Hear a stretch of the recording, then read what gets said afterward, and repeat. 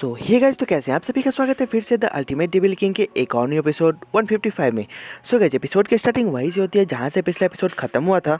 यहाँ पे Lang looming से बोलता है कि ठीक है, आप अपने कंडीशंस बताओ कि वो क्या क्या है।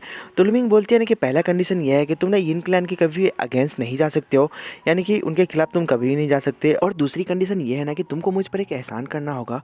अगर मुझे तुम्हारी मदद की ज़रूरत हुई ना तो तुम्हें मेरी मदद करने के लिए हर संभव प्रयास करना होगा। तो फिर लैंग बोलता है कि ठीक है, मैं प्रॉमिस करता हूँ। और फिर मन में सोचता है कि इनका जो पहला कंडीशन है वो माना कि यिन क्लैन ने सेट किया होगा, लेकिन इनका जो दूसरा कंडीशन है ये खुद के लिए फेवर चाहती है। और फिर बोलता है कि कोई नहीं, अभी मोस्ट इंपोर्टेंट थिंग ये है ना कि मुझे फाइटिंग स्किल सीखनी है। और फिर लूमिंग ना लैंग से बोलते तो चलो हम दोनों के बीच डील हो गई है। और वो फिर ना फाइटिंग स्किल्स की बुक जो रहती है ना वो लैंग को दे देती है। और फिर लूमिंग लैंग से बोलती है ना कि ये जो पहला स्किल है ना वो मिस्टिक स्लैश है। जब मैंने फाइट किया था ना ग्रेट एप से तब मैंने इसका यूज़ करा था। ये ना तुम्हारे अपोनेंट को इल्यूजन में डाल देती है, जिस वजह से ना वो सोचता है ना कि तुम्हारा जो अटैक है वो अनवाइडेबल है, यानी कि उसको ना रोका नहीं जा सकता। और वो उसको ब्लॉक करने की कोशिश करने लग जाता है, जिससे कि तुमको ना टाइम मिल जाता है, तुम उस पर ना अटैक कर सकते हो।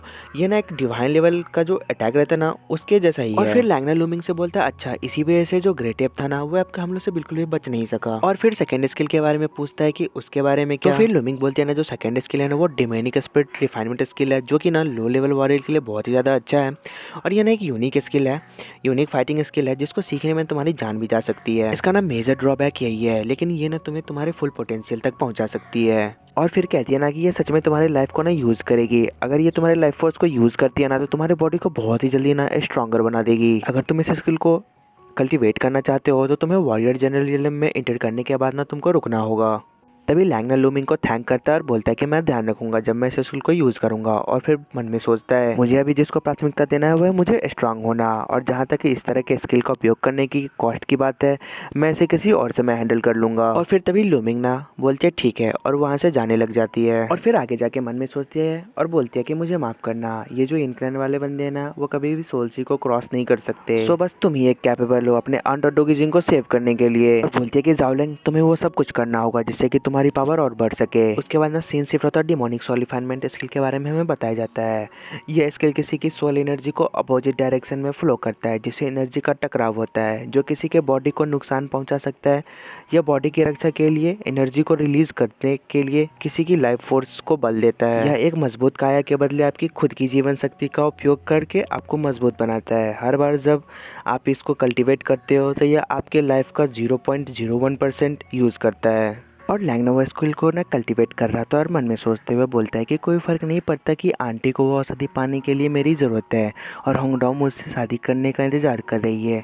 अगर ये फाइटिंग स्किल्स वो सब कुछ करने में मेरी हेल्प कर रहा है तो मैं अपनी जान ना हंसते हंसते दे दूँगा। और फिर तभी दिखाया जाता है लैंग को ना बहुत ही ज़्यादा तेज़ ना दर्द होने लगता है, और फिर लैंग ना बहुत ही ज़ोर से चीखने लगता है और बहुत सारी एनर्जी को रिलीज़ करते हुए। और फिर बोलता है कि सच में ये स्किल तो बहुत ही ज़्यादा खतरनाक है, ऐसा लग रहा है कि मेरी बॉडी ना पीसेज में बट गए हैं। इस स्किल के ना सच में बहुत ही ज़्यादा खतरनाक ड्रॉबैक है। और फिर उस स्किल को ना कल्टीवेट करना बंद कर देता है और बोलता है कि आज के लिए बस इतना ही काफ़ी है। और फिर वह दूसरी स्किल जो मिस्टिक स्लैश रहता है ना उसको निकालता है और फिर उसको कल्टीवेट करने लग जाता है। और बोलता है ना कि ये अटैक ना सच में बहुत ही ज़्यादा खतरनाक है। इस अटैक के चलते ना जो एनिमी रहता है ना उसका सेंस ना इल्यूजन में चले जाता है, जिस वजह से वो सोचने लग जाता है ना कि जो अटैक हो रहा है वो सच में अनअवॉइडेबल है। और लैंग ना उस स्किल को ना कल्टीवेट करते रहता है, करते करते बेचारा थक जाता है और फिर बोलता है ना कि ये मेरे से नहीं होगा, लेकिन फिर भी वो ट्राई करना नहीं छोड़ता, ट्राई करते ही रहता है और स्किल को कल्टीवेट करने की कोशिश करता है।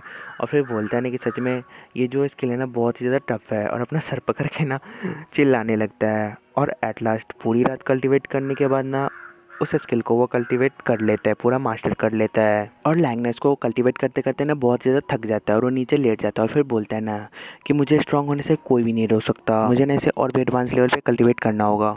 और फिर वहाँ पे लूमिंग को दिखाया जाता है जो छुप के ना लैंग को देख रही होती है और बोलती है ना कि जब मास्टर ने इस स्किल को डेवलप करा था ना तो जो सबसे बेस्ट डिसिपल्स वगैरह थे ना उनको भी 3 दिन लग गए थे इसको सीखने में, लेकिन लैंग ने बस एक रात में ये इसको पूरा सीख लिया। जाओलिंग का जो पोटेंशियल है ना सच में बहुत ही ज़्यादा है, शायद वह किसी भी शिखर से परे किसी शिखर तक पहुँच सकता है। उसके बाद ना सीन शिफ्ट होता है और 1 मंथ लेटर का सीन दिखाया जाता है। उसके बाद जाओलिंग को दिखाया जाता है जो कि एकदम एडवांस लेवल पे मिस्टिक स्लैश को ना कल्टीवेट कर चुका होता है और प्रैक्टिस कर रहा होता है गुफा के अंदर।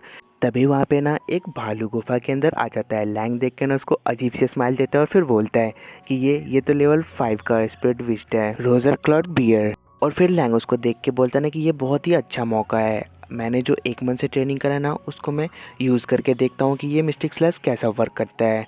और गाइज ये जो चैप्टर है ना यहीं पे ख़त्म हो जाता है। तो आपको एक्सप्लेनेशन कैसी लगी कमेंट करके ज़रूर बताना। और अगर चैनल को सब्सक्राइब करना मत भूलना और वीडियो को लाइक भी कर देना।